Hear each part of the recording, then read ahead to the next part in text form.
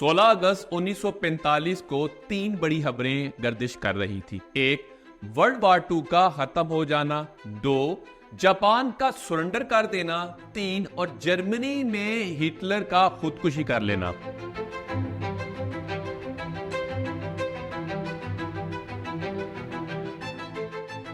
सुभाष चंद्र बोसे जो कि 1943 से लेकर अब तक आजादी की जंग जापान की मदद से लड़ रहे थे, अब इस जंग को जारी रखने के लिए उनको किसी और नए अलायंस की जरूरत थी। उन्होंने ये प्लान किया कि अब जो कि जापान उनकी मदद नहीं कर पाएगा उनके आईएनए को आगे बढ़ाने के लिए, तो इस प्लान के तहत उन्होंने ये सोचा कि वो सबसे पहले जापान जाएंगे, उनका शुक्रिया अदा करेंगे जिन्होंने इतने लंबे अरसे तक उनको उनकी आजादी की जंग के लिए मदद की। उसके बाद वो सोवियत यूनियन के पास जाएंगे और उनके साथ एक अलायंस करेंगे। याद रखें कि सोवियत यूनियन उस टाइम जीतने वाले लोग मुल्कों के अंदर शामिल थी, लेकिन सोवियत यूनियन की जो आइडियोलॉजी थी वो यूके और यूएसए से बड़ी मुख्तलिफ थी। इसलिए सुभाष चंद्र बोसे ये बात समझते थे कि उनका अलायंस अगर हो सकता है तो इस टाइम वो सोवियत यूनियन ही थी। जो कि सोवियत यूनियन की आइडियोलॉजी कम्युनिस्ट थी, तो सुभाष चंद्र बोसे ये समझते थे कि इनकी आइडियोलॉजी उनकी आइडियोलॉजी से बहुत मिलती है और सोवियत यूनियन इनकी मदद करेंगे। लेकिन अभी दिक्कत ये आ रही थी कि जापान के हिरोशिमा और नागासाकी शहर के अंदर एटॉमिक बॉम्ब गिराए जा चुके थे और ये पूरी तरह तबाह हो चुके थे। More than 50,000 people were killed.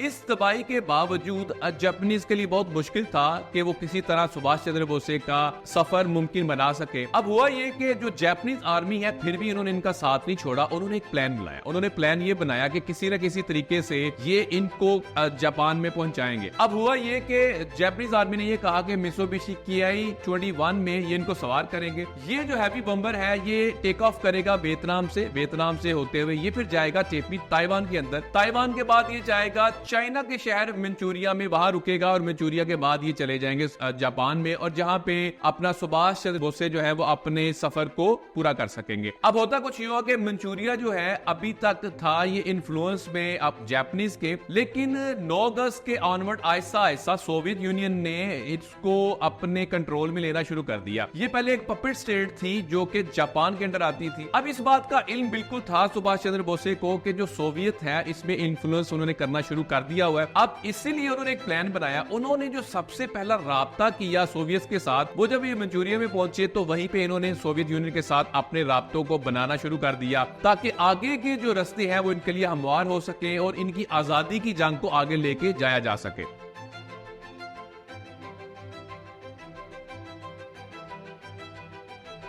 17 अगस्त 1945 को सुभाष चंद्र बोसे ने बैंकॉक छोड़ा अपने साथियों के साथ और ये वियतनाम चले गए। तो उन्होंने हबीबुर रहमान को चुना ताकि वो इस सफर में उनके साथ जा सके। अब 17 अगस्त शाम 5 बजे ये टेक ऑफ होता है साइगोन, जो कि वियतनाम का एक शहर है। आगे ये जाते हैं और एक अनस्केड्यूल स्टॉप करते हैं जो दानंग था, क्योंकि रात बहुत हो चुकी थी। अब इस जहाज के अंदर जो मुसाफिर थे तकरीबन 12-13 लोग थे। 12-13 लोगों में से एक कर्नल हबीबुर रहमान थे और सुभाष चंद्र बोसे थे। इसके अलावा सारे जापानीज लोग ही शामिल थे। अगले दिन 18 अगस्त 1945 को सुबह 5 बजे के करीब ये दोबारा से टेक ऑफ करते हैं और टेक ऑफ करते हुए ये आगे निकल जाते हैं। इनका दरमियान में एक स्केड्यूल था और एक स्टॉप करना था। अब ये पायलट को ये लगता है कि हमें ये स्केड्यूल स्टॉप करने की जरूरत नहीं है, क्योंकि एयरक्राफ्ट ऑलरेडी ये जो हैवी बम्बर था इसको इन्होंने हल्का कर लिया हुआ था। अब ये सीधे जाते हैं और टेपी में तकरीबन दोपहर 12 बजे पहुंचते हैं, जो ताइवान का एक शहर है। वहां पे ये रुकते हैं। रुकने के दौरान तकरीबन ये 2 घंटे अब आराम करते हैं। 2 घंटे आराम के दौरान जब इसकी सारी टेस्टिंग की जाती है, जहाज को जब भी ये लैंड किया जाता है तो दोबारा से टेस्ट किया जाता है ताकि कोई किसी किस्म का फॉल्ट ना हो। जब जहाज की इंस्पेक्शन की गई तो इसके दौरान एक चीज आइडेंटिफाई हुई कि जो जहाज का लेफ्ट इंजन था उसमें थोड़ा सा फॉल्ट नजर आता है। अब ये फॉल्ट जब नजर आता है तो ये पायलट को भी पता है और क्रू मेंबर्स को भी पता है, लेकिन उन्होंने इस चीज को बिल्कुल इग्नोर किया और इग्नोर करने के बाद ये आगे चल दिए। जहाज दोबारा से टेक ऑफ करता है और टेक ऑफ करने के कुछ ही मिनटों के बाद जहाज में एक बहुत धमाकेदार आवाज आती है। ये इंजन को आग लगने की आवाज थी। इस धमाकेदार आवाज को सुभाष चंद्र बोसे ने भी सुना और हबीबुर रहमान ने भी, ये साहब ने सुना। अब इसी धमाके के फौरन बाद उस जहाज के पायलट, को पायलट और एक जापानी जनरल जो इस जहाज में मौजूद थे वो उसी टाइम मारे गए। क्योंकि सुभाष चंद्र बोसे जहाज की पिछली जाने बैठे हुए थे और ये लेफ्ट विंग के करीब बैठे हुए थे, वहां पे फ्यूल टैंक भी उनके करीब था। तो फ्यूल टैंक करीब होने की वजह से उनके ऊपर काफी सारा पेट्रोल भी गिर गया। हबीबुर रहमान उनके पीछे बैठे हुए थे और मिरेकुलसली जब ये क्रैश हुआ जहाज, तो इन दोनों की जान बच गई। अब दोनों की जान बच तो गई, लेकिन पिछला दरवाजा खुल नहीं रहा था, इसलिए उनको अगले दरवाजे से ही बाहर निकलना था। हबीबुर रहमान ने सुभाष चंद्र बोसे को अगले दरवाजे से बाहर निकालने की कोशिश की, लेकिन सुभाष चंद्र बोसे चूंकि पेट्रोल में बिल्कुल भीगे हुए थे, इनको हाई बर्न से या हाई फ्लेम से गुजरना था, उसकी वजह से उनको बहुत ज्यादा बर्न्स आ चुके थे। इन्होंने तकरीबन 15 मिनट के अंदर अंदर एक करीबी मिलिट्री हॉस्पिटल में उनको लेकर गए, लेकिन कहा यह जाता है कि उस मिलिट्री हॉस्पिटल में जब ये लेके गए तो हाई बर्न्स होने की वजह से सुभाष चंद्र बोसे बहुत ज्यादा अरसा जिंदा ना रह सके और ये भी वहीं पे मारे गए।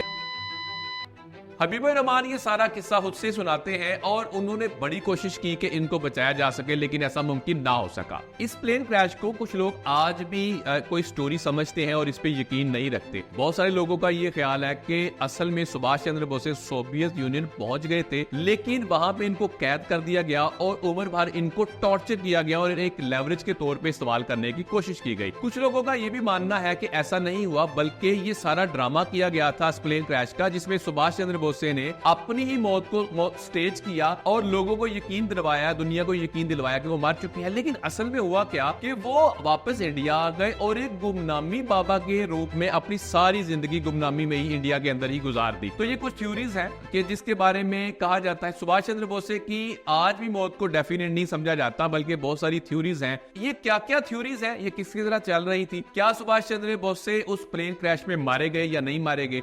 क्या ये थ्योरीज हैं वो सच है या नहीं है? आए इन थ्योरीज को देखते हैं कि किस किस तरह की थ्योरीज मशहूर है और किस थ्योरी में ज्यादा जान पाई जाती है।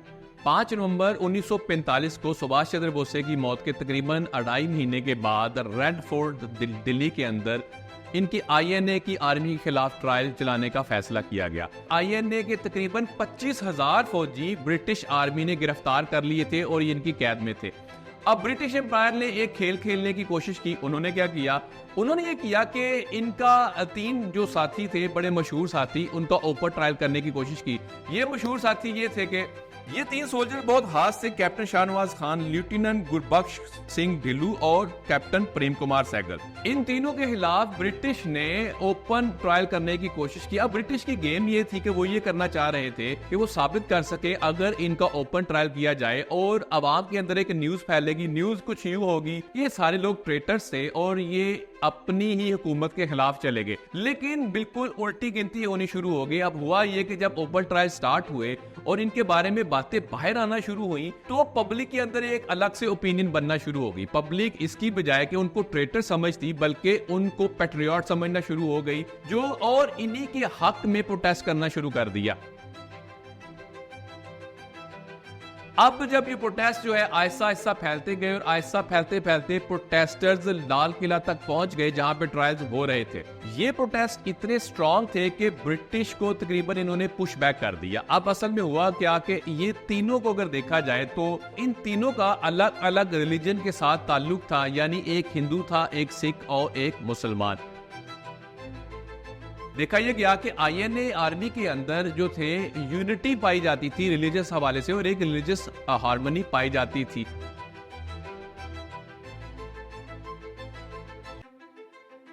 अब इनके खिलाफ जो मुकदमा चलाया गया वो IPC के सेक्शन 121 यानी waging war against the nation था। अब ये साबित ये करना चाह रहे थे कि ये एक ट्रेटर्स थे और जिन्होंने नेशन के खिलाफ जंग को छेड़ा और जंग की थी। अब हुआ क्या कि 23 नवंबर 1945 को जो कलकत्ता है यानी सुभाष चंद्र बोसे का शहर है, वहां पे इतना प्रोटेस्ट हुआ कि गोली चला दी गई दूसरी तरफ से और तकरीबन 100 प्रोटेस्टर वहां पे मारे गए। इस दौरान कांग्रेस पार्टी ने भी एक पोजीशन ली। उन्होंने INA डिफेंस कमेटी बनाई जो कि बड़ी स्ट्रांग कमेटी थी।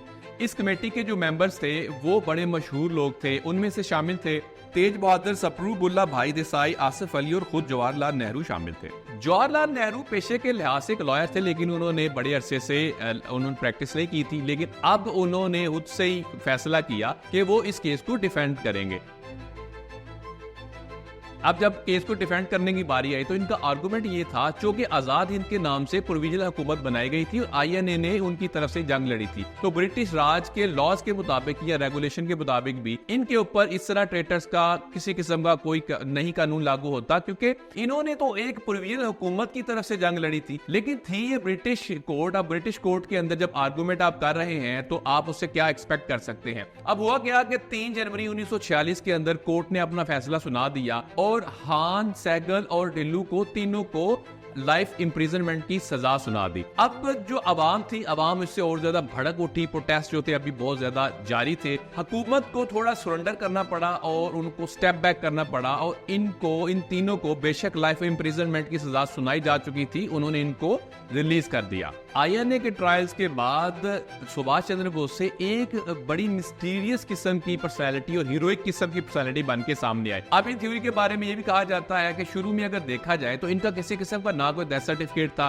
सारे के सारे जो एविडेंस है वो कर्नल हबीबुर रहमान के शवाहद या उनके एविडेंस के या स्टेटमेंट्स के ऊपर ही खड़े थे। शुरू में अगर देखा जाए तो गांधी जी को भी इनके बारे में किसी किस्म का यकीन नहीं आया, बल्कि वो भी यकीन नहीं रखते थे कि ये मारे जा चुके हैं। लेकिन वो जब जाके कर्नल हबीबुर रहमान को मिले तो उनको भी थोड़ा सा यकीन होना शुरू हो गया कि वाकई में शायद ऐसा हो चुका है और सुभाष चंद्र बोस से वो एक प्लेन क्रैश में ही मारे गए थे। इसके अलावा कहा यह जाता है कि जब गांधी जी 1948 में उनके रिचुअल्स हुए तो तब भी सुभाष चंद्र बोस उन रिचुअल्स के अंदर शामिल थे, यहां तक ये कॉन्स्पिरेसी थ्योरी को भी कहा जाता है। इसके अलावा एक और थ्योरी पाई जाती है जो कि गुमनामी बाबा थ्योरी के नाम से मशहूर है। इसमें इनके हार्वर्ड के प्रोफेसर है सौगाता बोसे, जो कि इनके ग्रैंड नेफ्यू है सुभाष चंद्र बोसे के। वो 2002 के अंदर किताब में लिखते हैं कि मुझे एक DNA सैंपल, मेरा उनको कहा गया कि आप अपना DNA सैंपल दे ताकि इनके साथ मैच किया जा सके। जब इसको DNA सैंपल को मैच करने की कोशिश की गई तो ये मैच नहीं हुआ, तो ये गुमनामी बाबा वाली थ्योरी जो है ये वहीं पे